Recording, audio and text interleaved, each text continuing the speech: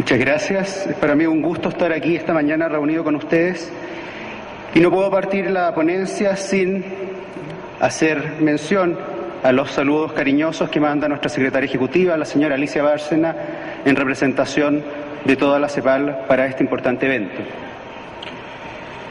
La ponencia que les voy a presentar se complementa bastante bien con la que acaba de realizar Luis, porque precisamente da ahora la mirada mucho más general sobre las políticas públicas que se están desarrollando tanto en América Latina y el Caribe respecto a la infraestructura, el transporte y la logística. La presentación hace énfasis particularmente en cuáles son los principales desafíos, tanto económicos, sociales, ambientales e institucionales, para alcanzar un desarrollo más sostenible para toda la región. Como ustedes saben, nuestro principal propósito como Comisión Económica para América Latina y el Caribe, CEPAL, es fomentar el desarrollo económico y social de las 33 naciones de América Latina y el Caribe. Y en particular, la unidad donde yo trabajo está a cargo de los temas de transporte sustentable, políticas integrales de infraestructura y el desarrollo para promover el desarrollo económico de toda la región. Lo que vamos a ver muy rápidamente en un primer momento, cuáles son las principales incidencias que tiene la infraestructura, el transporte y la logística en el desarrollo de la región, cuáles son los desafíos actuales de la logística. Vamos a, en tercer lugar, proponer un cambio de políticas públicas integradas y sostenibles que constituye la base de lo que la CEPAL presentó recién la semana pasada en la primera reunión de la CELAC sobre integración fronteriza y de infraestructura. Gran parte de los planteamientos que hicimos en esa ocasión van a estar aquí reflejados en esta presentación. En cuarto lugar, vamos a ver algunos temas que son especialmente atingentes a la realidad de América Latina y en particular de América Central, como son la seguridad de la cadena logística, de estos temas emergentes que habíamos visto en las primeras presentaciones. Por último, vamos a terminar la presentación con algunas experiencias internacionales de países que ya han avanzado en sus políticas públicas hacia una integración de la infraestructura y la logística, para de ello extraer algunas recomendaciones que sean atingentes a la realidad de América Latina y el Caribe. Entonces, en primer lugar, lo que ustedes pueden ver en esta gráfica, un poco confusa, pero lo que muestra es en el eje de las X cómo es el stock de infraestructura de distintos países.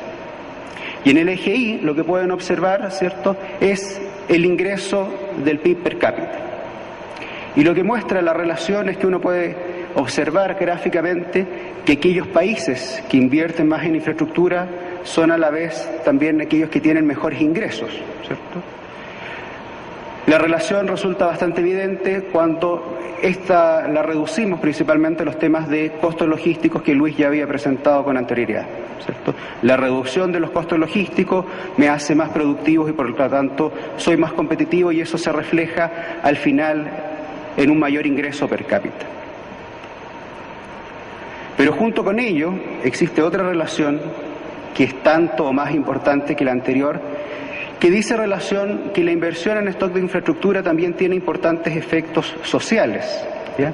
¿Qué es lo que pueden observar? Nuevamente en el eje X está la inversión en infraestructura y en el eje Y lo que se tiene es el coeficiente de Gini para ver qué tan equitativa es la distribución de esos ingresos. Y lo que se observa nuevamente es esta misma relación. Aquellos países que invierten más en infraestructura son también más igualitarios, ¿cierto?, porque mejoran la conectividad y la accesibilidad de todos los integrantes de la sociedad. Y en tercer lugar, surge con importancia dentro de las políticas públicas el tema de la logística. Y lo que podemos ver en estos gráficos es que tanto en las importaciones como en las importaciones, la mayor parte de la competitividad de nuestros países pasa por los costos logísticos más que por los aranceles aduaneros. Esto claramente es producto de los esfuerzos que la región ha hecho con sus tratados de libre comercio o de asociatividad económica para el comercio interregional, ¿cierto? Y por tanto, el nuevo desafío que se cierne sobre las economías de América Latina y el Caribe es cómo reducir sus costos logísticos. Y por tanto, requiere de un cambio de paradigma, porque muchas veces seguimos enfocados en la reducción de los aranceles cuando hoy en día la principal barrera a la competitividad de nuestros productos lo constituyen los costos logísticos. Y el desafío es doble. Porque si bien los aranceles podemos reducirlos a cero, los costos logísticos nunca los podremos llevar a cero. Más aún en una región como la nuestra, que estamos lejos de nuestros mercados de destino y por tanto siempre la distancia y los costos de transporte asociados tendrán una incidencia importante en la competitividad de nuestros productos. Otra relación similar que podemos presentar a lo que ya habíamos visto con stock de infraestructura tiene que ver con calidad de la logística, ¿ya? En este caso no estamos utilizando el Doing Business, sino que el LPI para medir desempeño logístico. Y lo que podemos observar es que en general la región se encuentra en un estado intermedio, ¿cierto?, de despierte de economías, avanzando hacia un desarrollo logístico en un estado superior, ¿ya? Y lo que vamos a ver después de la experiencia internacional es cómo países que hace unos años estaban en posiciones equivalentes a las de América Latina, a través de políticas integradas lograron dar saltos importantes en su desempeño logístico, y eso se ve reflejado también en un mayor ingreso per cápita, ¿ya? Y lo vamos a ver puntualmente en el caso de Corea, que aparece ahí destacado.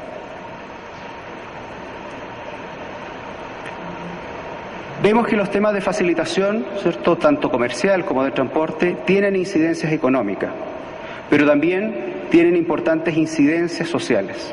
Lo que ustedes pueden ver ahí, ¿cierto?, es el resultado de un estudio que desarrollamos la CEPAL con el Banco Mundial y el BID para ver efectivamente cuál es la incidencia de los procesos de facilitación en la competitividad de los productos. El estudio analizó una cadena logística agrícola entre dos países con frontera continua, observándose que en general, ¿cierto?, en el caso particular del producto de la exportación del tomate, un 49% del precio final que se pagaba por el consumidor correspondía a elementos factibles de reducir, ¿ya? Por lo tanto, esto tiene dos lecturas, ¿cierto? Podríamos ser el doblemente de competitivos, ¿cierto? O a nivel de país podríamos alimentar al doble de la población con lo mismo que actualmente gastamos. Por lo tanto, los temas de facilitación del transporte y del comercio no solamente se reducen en ser más competitivos, sino que tienen importantes incidencias sobre la calidad de vida de nuestra población. Siguiendo con el mismo estudio, otro ejemplo, ¿cierto? ¿Qué pasaría si lleváramos el nivel de cruce de frontera, es decir, los tiempos que nos involucran cada uno de los procesos aduaneros que ya comentamos en las sesiones anteriores, si toda América Central la lleváramos al nivel del mejor país de América Central, ¿cierto? Observándose de que prácticamente podríamos tener un incremento de un 30% adicional en el comercio intrarregional. Ahora bien, ¿cierto?, si ese nivel se llevara, ¿cierto?, de toda América Central, ya no solamente se llevara al nivel promedio, como era en el caso anterior, sino que lo lleváramos al mejor nivel, ¿cierto?, de la Unión Europea, al nivel promedio de la Unión Europea, podríamos duplicar ese comercio intrarregional. Y en un caso extremo, ¿cierto?, si redujéramos cada una de las barreras arancelarias y regulatorias y de facilitación, llevándolo al nivel de la Unión Europea, podríamos duplicar completamente nuestro comercio intrarregional. Quiero tomarme aquí de las palabras que había planteado Luis en su presentación anterior respecto a cuál era la estrategia de Maersk, ¿cierto? Y él planteaba cómo las nuevas logísticas hacían de que cada vez se requerían de envíos más pequeños y más flexibles. Y esta es una disyuntiva interesante para las políticas de la región, ¿cierto? Porque por un lado queremos ser más competitivos, ¿cierto?, en momentos en que la globalización de los mercados hace que cada uno de los productos que consumimos tengan en su composición del precio final una mayor cantidad de transporte. Cada uno de los productos tecnológicos que hoy día estamos consumiendo, si se producen en el sudeste asiático, requieren de transporte de cada uno de sus componentes. Por lo tanto, el gran desafío es cómo hacemos reducir esos costos logísticos en momento en que la participación del transporte se incrementa en el precio final del producto. Y eso abre entonces esta temática donde, por un lado, tenemos que reducir los costos de inventario y al mismo tiempo, ¿cierto?, los costos de transporte se incrementan. Y por tanto, eso abre nuevas posibilidades de esquemas logísticos, en particular posibilidades para transporte, tipos de transporte que hasta ahora no hemos explotado, ¿cierto? Como podría ser un mayor desarrollo del transporte aéreo, pero también del transporte marítimo a corta distancia, que posibilita y que permite resolver esta paradoja de reducción de los costos logísticos en circunstancias de que mayor cantidad de transporte se requiere. Otro de los desafíos importantes que la región presenta es su brecha de infraestructura. ¿Sí? Lo que podemos ver en la línea segmentada es una aproximación a la demanda de infraestructura en la región, puesta como el comercio exterior de la región, exportaciones más importaciones. ¿Sí? Podemos ver cómo en general uno puede ver, ¿cierto?, bastante marcado en las crisis económicas cómo se contrae el comercio en esos momentos. Y lo que ve más abajo en la línea azul es cómo evoluciona el stock de infraestructura en América Latina y el Caribe. La diferencia entre ambas curvas es lo que en la CEPAL hemos llamado brecha de infraestructura. Una brecha que se va acrecentando año tras año y que por tanto constituye un serio desafío para el desarrollo futuro de la región. Luis había planteado, ¿cierto?, los 12 billones de infraestructura, ¿cierto?, que se iban a desarrollar en los próximos años. Bueno, puedo decirles de que la región requiere mucho más que eso para poder saldar esta infraestructura, ¿ya? Hoy en día los países de América Latina invierten alrededor del 2 o el 3% del PIB en infraestructura, en circunstancias que para poder saldar esta brecha marcada en la zona roja requerirían cada uno de los países invertir al menos el doble. Si ahora bien lo que se quiere es alcanzar los países del sudeste asiático, que en los años 70 tenían el mismo stock de infraestructura que nosotros teníamos en esos momentos, la región requeriría prácticamente triplicar su inversión en infraestructura, ¿ya? Por tanto, cada uno de estos enunciados de nuevas inversiones todavía está muy lejos de poder saldar esta brecha. ¿Y cómo se salda esa brecha? Por cierto que se necesita mayor inversión, ¿cierto?, pero necesitamos más y mejor inversión, ¿ya? No podemos seguir invirtiendo de la misma forma que lo hemos estado haciendo, disociados un modo de transporte del otro o desaprovechando las economías de escala entre un país y el otro. Otra forma de ser más productiva la infraestructura que actualmente tenemos es incorporando mejoras logísticas, ¿cierto? Si incorporamos, por ejemplo, las ventanillas únicas, ¿cierto?, o cualquier mejora de trazabilidad de la carga, podemos con la misma infraestructura ser mucho más productivos y por lo tanto reducir esas necesidades de inversión. En tercer lugar, ¿cierto?, por lo que estamos aquí reunidos, claramente la facilitación de los procesos me permite hacer más con la misma infraestructura que actualmente tenemos. Y por último, la incorporación de los sistemas inteligentes de transporte, ¿cierto?, son la hebra tecnológica que me permite optimizar cada uno de estos flujos de transporte y hacer más productivo con la misma infraestructura que actualmente tenemos. Y por último, ¿cierto?, no podemos dejar de mencionar en que cada uno de estos elementos, ¿cierto?, hay importantes espacios para la convergencia y la cooperación regional, ¿ya? Y esa es la principal razón por qué la CELAC apoya cada uno de los procesos de integración física que existen en la región, aportando, ¿cierto?, antecedentes y datos para propiciar un mayor desarrollo tanto económico y social para toda la región.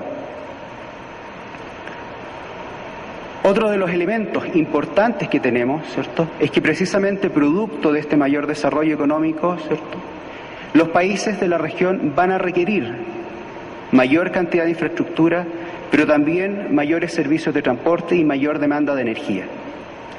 Si nosotros queremos cumplir los ODM o queremos ser países desarrollados, vamos a requerir necesariamente mayores servicios de transporte. Por tanto, ¿cómo logramos incorporar en nuestras políticas públicas paradigmas que nos permitan romper la dependencia energética? Lo que pueden ver en el gráfico izquierdo, ¿cierto?, es el consumo energético per cápita, ¿cierto? Claramente los países de la OECD, ¿cierto?, los que están en la línea superior, consumen mucho más energía de lo que hace América Latina. Pero cuando vemos el gráfico que le corresponde, somos muy poco eficientes en esa energía que consumimos. Eso hace que contaminamos más y al mismo tiempo somos menos productivos. Por lo tanto, incorporar dentro de las políticas de infraestructura y transporte los temas de eficiencia energética es un desafío imperioso para la competitividad y para el desarrollo sostenible de la región. Y por tanto, como ya se los acabo de adelantar, los temas de la sostenibilidad son fundamentales para el desarrollo. Pero cuando hablamos de sostenibilidad no nos referimos necesariamente a los aspectos ambientales, sino que también a la sostenibilidad económica, que tiene que ver con la rentabilidad de las inversiones que estamos haciendo. No cualquier inversión en infraestructura nos sirve, especialmente en momentos de crisis económica. Tenemos que preocuparnos también de los aspectos sociales, cómo reducimos las externalidades negativas que el transporte y la infraestructura produce sobre la sociedad. Por ejemplo, problemas como la congestión o como la seguridad vial o la misma relación ciudad-puerto tienen aquí un punto importante a considerar cuando enunciamos propuestas de política pública. Los temas ambientales no podemos dejarlos afuera, ¿cierto? Claramente la reducción de los carbonos y en general de los contaminantes van a constituirse en un elemento importante en las negociaciones comerciales, donde elementos como la huella de carbono pueden ser una nueva herramienta arancelaria que disminuiría nuestra competitividad. Países exportadores de materias primas requieren comenzar a preocuparse de este tema porque el futuro va a estar ahí en esa reducción. Y por último, los temas institucionales. ¿Cómo hacemos que nuestras políticas públicas sean de largo plazo? ¿Cómo las hacemos que sean fuertes ante los vaivenes económicos y que vayan más allá de los tiempos políticos? Por lo tanto, la participación tanto del sector público, pero principalmente de la sociedad civil, son uno de los elementos que recalcamos en este ámbito. Y por tanto, ¿cierto?, ¿cuál es la principal recomendación que la CEPAL hace a los países y que reforzó en esta reunión de la CELAC que les comentaba al inicio? Tiene que ver la necesidad de cambiar el paradigma con que actualmente desarrollamos nuestras políticas públicas de infraestructura, transporte y logística, con el objeto, ¿cierto?, de alinear la concepción, el diseño, la ejecución, el seguimiento y fiscalización de estas medidas para maximizar sus efectos en relación al desarrollo económico y social. Lo que podemos ver en general en nuestros países, ¿cierto?, es que el diseño de las políticas públicas se hace de forma sectorial. ¿Bien? Hay países que tienen un Ministerio de Transporte independiente de un Ministerio de Obras Públicas, ¿cierto? Y en aquellos países en que están los dos en un mismo ministerio, ¿cierto?, son subsecretarías que no necesariamente trabajan en forma conjunta. Ya habíamos visto también en los temas de las ventanillas únicas cómo el resto de los elementos o instancias del Estado que participan no necesariamente se comunican entre sí. ¿Ya? Hemos visto el caso de las aduanas, de los controles fitosanitarios, de las cámaras privadas de logística. Y por tanto, cuando nos enfrentamos a problemáticas complejas, como la reducción del costo logístico, como la trazabilidad de la carga, ¿cierto?, como la seguridad de las cadenas logísticas, el enfoque que se han dado a nuestros estados no es suficiente para resolver en forma efectiva esos problemas. ¿Sí? Requieren de una mirada integral sobre los fenómenos que están sucediendo y por tanto estas estructuras sectorizadas no dan una solución eficiente a la problemática que enfrentamos.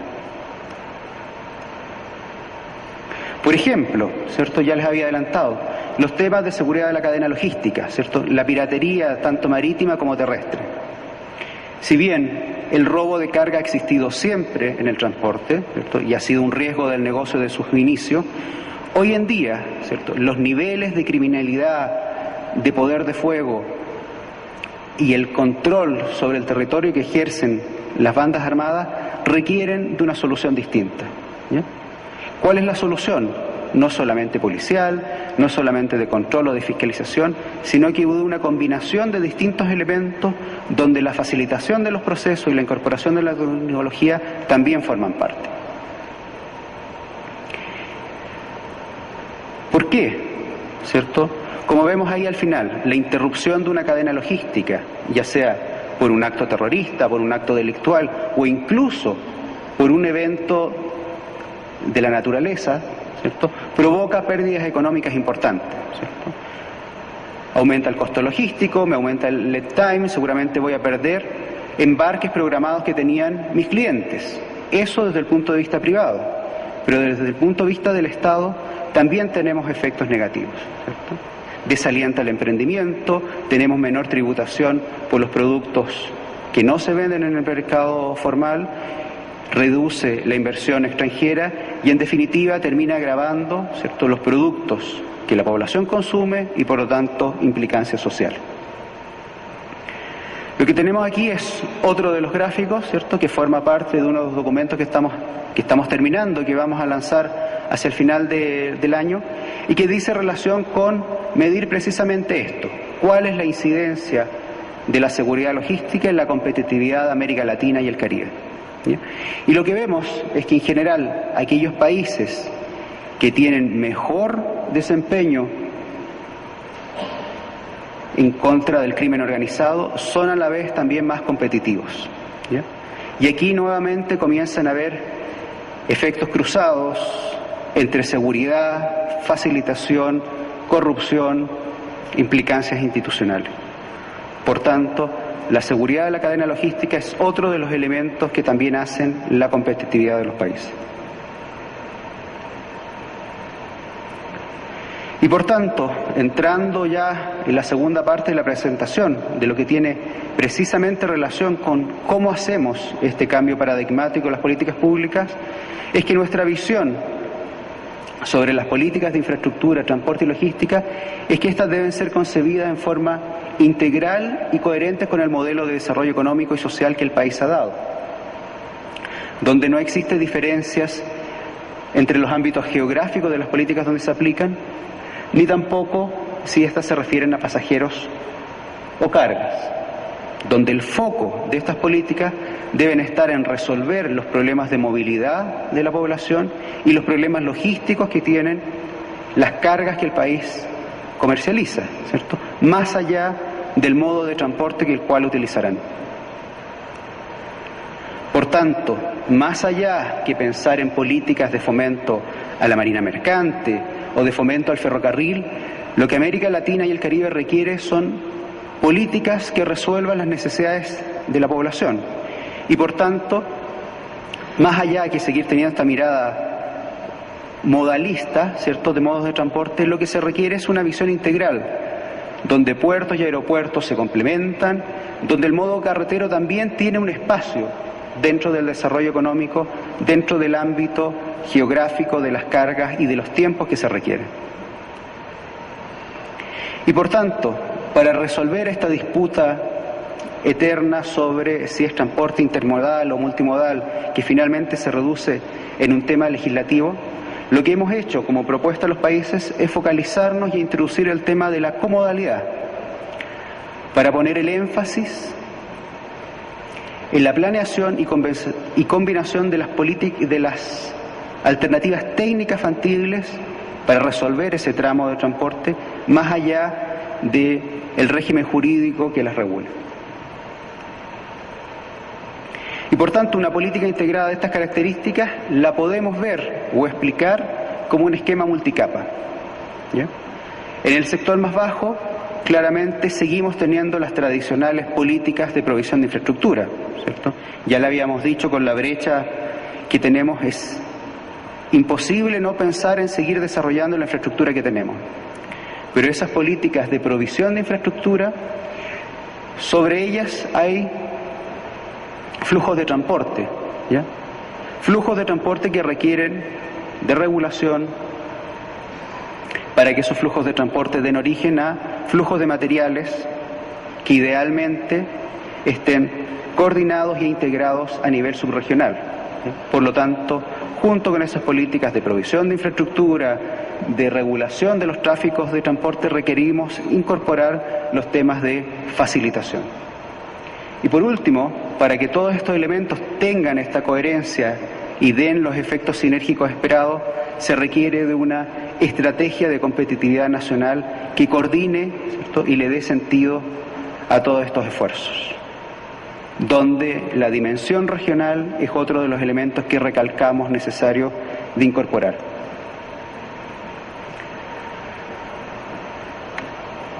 En la CEPAL hicimos hace un par de años un estudio, ¿cierto?, que partía de una pregunta de, analizando los resultados de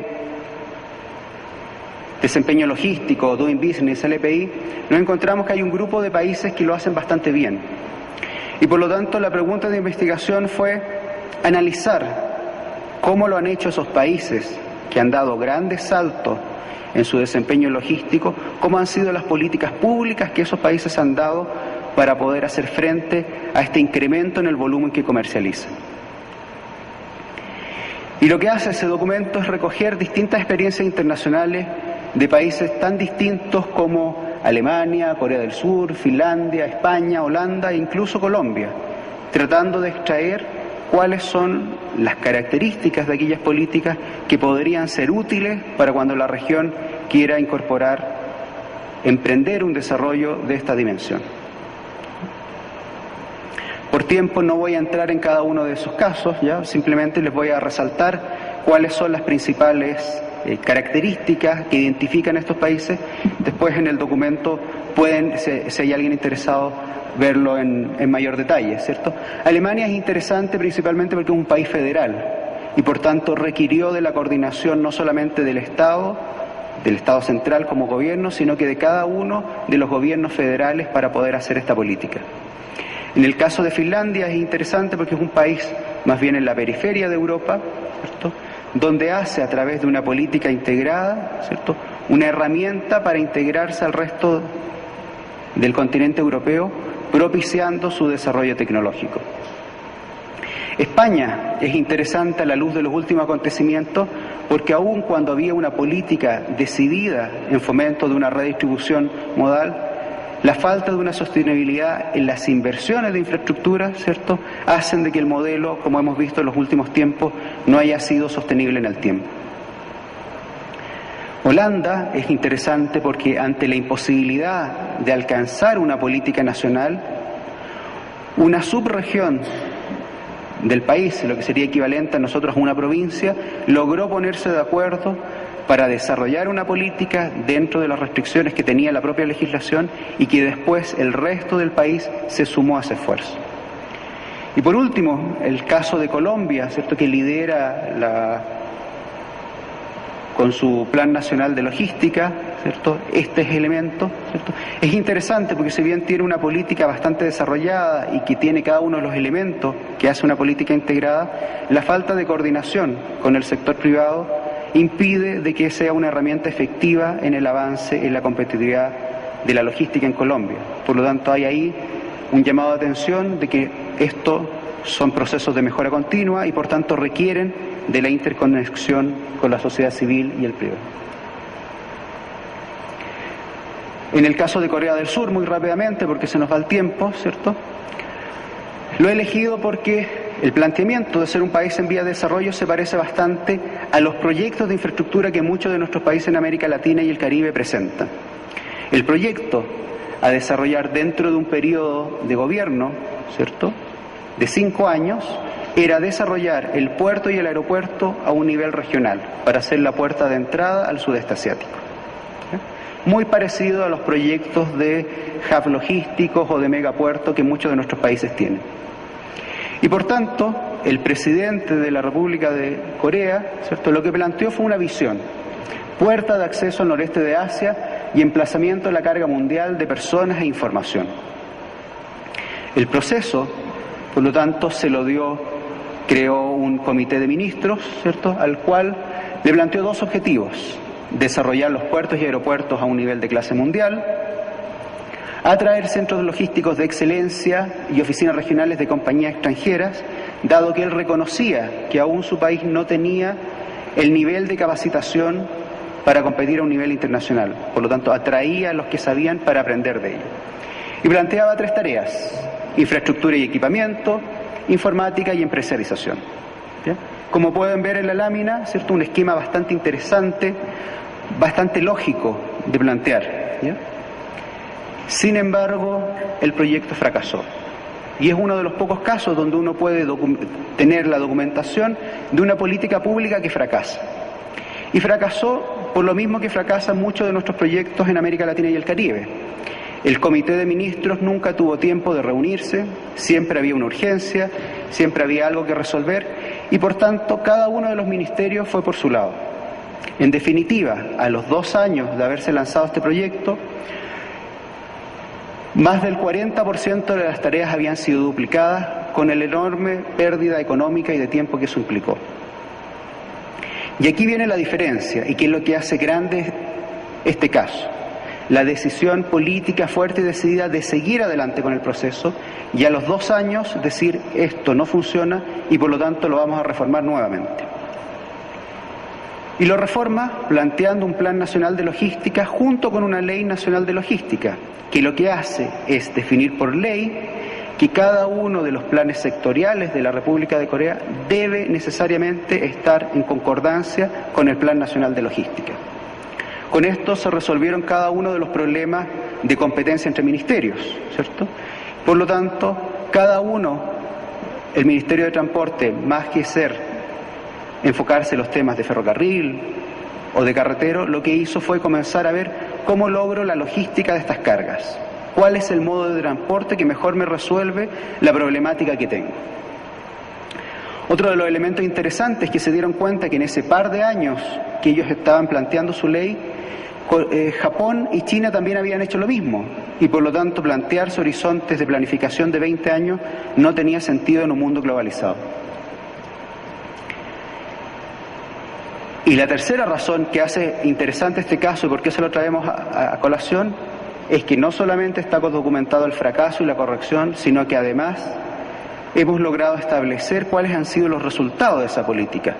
Y claramente podemos ver que hay efectos sobre cuál ha sido la reducción en los costos logísticos, cómo ha aumentado el empleo, cuál ha sido la mejora en los indicadores de competitividad logística, ¿cierto?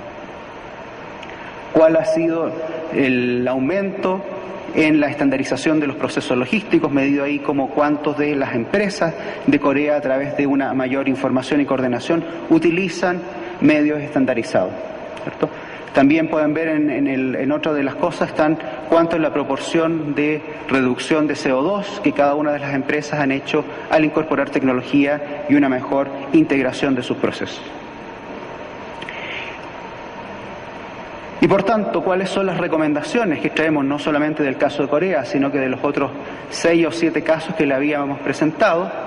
Es que, en primer lugar, ¿cierto?, desarrollar este tipo de políticas no es fácil, ¿no? Y por lo tanto el primer problema que enfrentan los países es simplificarlos al extremo, ¿no? Por ejemplo, como un detalle anecdótico, Alemania, para poder desarrollar, ¿cierto?, los elementos de su política, hizo alrededor de 158 reuniones con el sector público y privado. Uno de los países de América Latina, ¿cierto?, que quiso avanzar en esta línea y siguió nuestras recomendaciones, creyó que con una sola reunión resolvía el tema con el sector privado. Claramente estos son procesos de largo aliento, ¿cierto?, que requieren de reformas continuas. ¿Cuáles son entonces las recomendaciones estratégicas? En primer lugar, implementar políticas, como ya le había dicho, de forma integral, ¿cierto?, que se hagan en función de la competitividad y productividad de la economía. En segundo lugar, lo reitero, la logística requiere procesos de mejora continua. Y en tercer lugar, aprovechar las experiencias internacionales. Si bien no son importables cada uno de los procesos que los países han seguido, sí hay caminos que ya demuestran que han sido más oficiosos y otros que no han dado buen resultado. En temas legales, ya lo había planteado también Luis en su presentación, ¿cierto?, requerimos de una modificación legal que incorpore los nuevos elementos de la logística, ¿cierto?, privilegiando políticas que sean lo que hemos llamado all inclusive, un solo cuerpo legal que haga fácil y que haga entendible cada una de las regulaciones. Otro de los elementos donde podemos avanzar en forma inmediata es ver aquellas normas, convenios y otros instrumentos que simplifiquen y estandaricen nuestros procesos. Por ejemplo, aún tenemos pendiente en América Latina procesos tan simples como la homologación de las normativas, de pesos, tamaños y dimensiones, ¿cierto? ¿Cuáles son los tiempos de conducción? ¿Cuáles son los requisitos para tener un conductor profesional de transporte? Y respecto a la facilitación, claramente los elementos principales son la simplificación, la unificación de esos procesos, la normalización entre los distintos elementos del Estado y la armonización entre los distintos países de la región. Y eso me hace que estas nuevas normativas que tenemos que desarrollar tienen que ser coherentes al nuevo escenario, atingentes a las problemáticas que enfrentamos y actualizadas a los nuevos tiempos, ¿cierto? Logrando equilibrar la seguridad con la facilitación. Muchas gracias.